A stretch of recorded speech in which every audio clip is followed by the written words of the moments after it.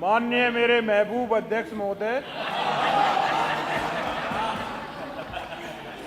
मैं स्वामी ओमेश विधायक समाजवादी पार्टी आपका कोटि कोटि धन्यवाद करता हूं। आपने मुझे माननीय राज्यपाल सभी लोग 6 मिनट बोलेंगे, 6 मिनट अभिभाषण पर बोलने का सुनहरा अवसर प्रदान किया है। माननीय अध्यक्ष महोदय, आपकी ये जो पीठ बनाई गई है इसका किसी ने भी जिक्र नहीं किया। इस पीठ का किसी ने जिक्र नहीं किया, इसका लिए मैं आपको धन्यवाद देता हूं, बधाई देता हूं। कुछ लोग ऐसे होते हैं माननीय अध्यक्ष जी, मेरी बात सुन लो जी, मेरी बात सुन लो जी। कुछ लोग ऐसे होते हैं, मेरी बात सुन के जाओ अध्यक्ष महोदय, 2 मिनट 2 मिनट 2 मिनट। कुछ लोग ऐसे होते हैं, ये सदस्य वहां से पूछें किस नंबर पे नाम है, मेरे पे आप अपनी पार्टी से पूछिए। जिस कुर्सी पर बैठते हैं उस कुर्सी की जो है शोभा बढ़ा देते हैं। कुछ लोग ऐसे होते हैं जो जिस कुर्सी पर बैठते हैं वो उस कुर्सी की शोभा बढ़ा देते हैं। आपने इस पीठ की शोभा बढ़ाई है, इसके लिए मैं आपका धन्यवाद करता हूं। माननीय अध्यक्ष महोदय, गुरुवर महर्षि दयानंद सरस्वती के चरणों में नमन करता हूं। चौधरी साहब के पूर्व प्रधानमंत्री भारत रत्न चौधरी चरण सिंह जी के नमन करता हूं। माननीय नेताजी मुलायम सिंह यादव को नमन करता हूं। भारत रत्न से भूषित बाबा डॉक्टर भीमराव अंबेडकर को भी नमन करता हूं।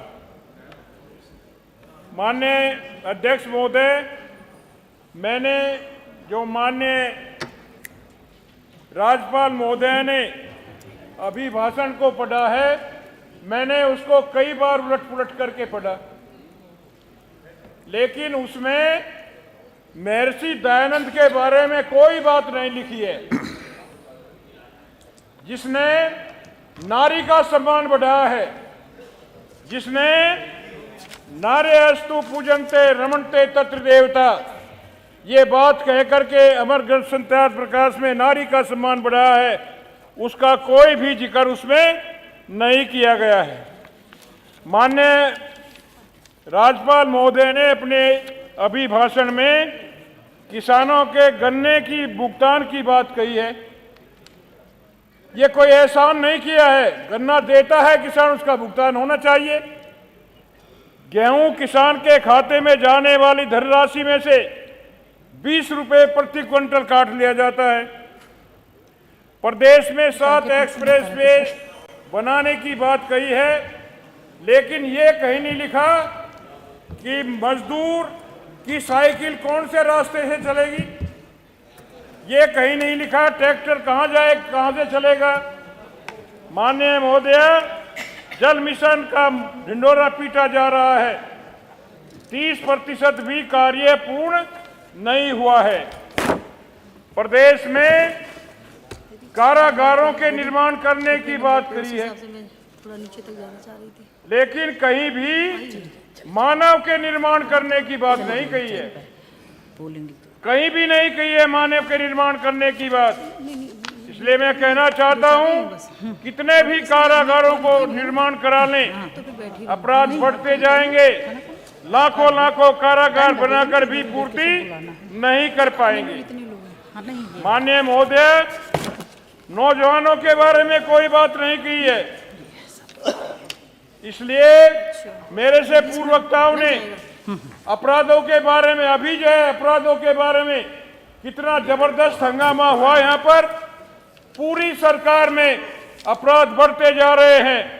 इसलिए मैं कहना चाहता हूं, जुल्म सितम तानाशाही अब हावी है, जुल्म सितम तानाशाही अब हावी है।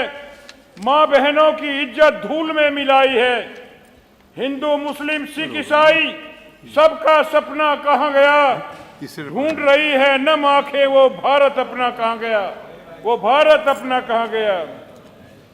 जिस भारत की मिट्टी में आवे गंगा की अजमत थी, जिस भारत के सीने में हर एक की खातिर चाहत थी, जिस भारत के घर की जिन्नत मरियम अजमत सीता थी, जिस भारत के दिल में कुरान और होठों पर गीता थी, जिस भारत में गुरु नानक ने गुरु ग्रंथ साहब का पाठ सुनाया था, ढूंढ रही है वो नम आंखें, वो भारत अपना कहाँ गया।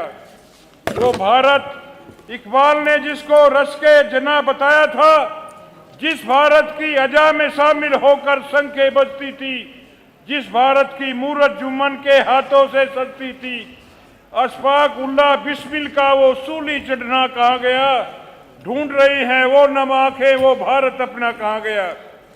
खून में डूबा मंजर देश की चीख ना बन जाए एक दिन, वो अपनी तहजीब कहीं तारीख न बन जाए एक दिन, वो गंगा यमुना तहजीब न मिट जाए एक दिन, मंदिर मस्जिद के झगड़ों में यूं ही घर बट जाओगे, धीरे धीरे हम इतिहास के पन्ने से मिट जाएंगे। तब इस टूटे बिखरे मुल्क का बताओ क्या दोगे, नाम बताओ क्या दोगे, अपनी आने वाली नस्लों को पैगाम बताओ क्या दोगे। माननीय विधायक जी 6 मिनट हो गए 6। मेरा कितना टाइम तो वैसे ले लिया था जी। पुरखों की इस मिट्टी की पहचान कहाँ से लाओगे, मुझे बताओ फिर ये हिंदुस्तान कहाँ से लाओगे। ढूंढ रही है वो नम आंखें, वो भारत अपना कहाँ गया।